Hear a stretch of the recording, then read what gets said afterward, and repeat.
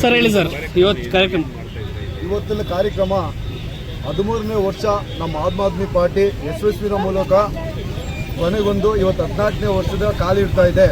ಇವತ್ತು ಡೆಲ್ಲಿ ಆಗಲಿ, ಹರಿಯಾಣ ಆಗಲಿ, ಪಂಜಾಬ್ ಆಗಲಿ ಎಲ್ಲ ಕ್ಷೇತ್ರಗಳಲ್ಲಿ ಒಳ್ಳೆ ಸಕ್ಸಸ್ ಆಗಿ ಕೆಲಸ ಮಾಡ್ತಾ ಇದೆ.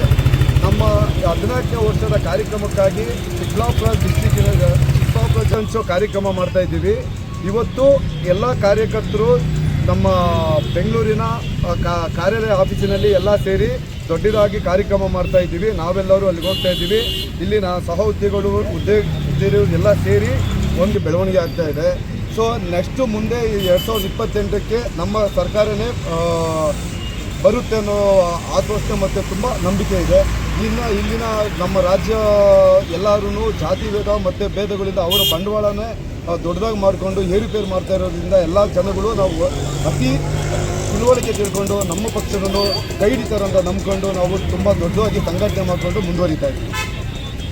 ಸಿಹಿ ಸ್ವಪಂಚ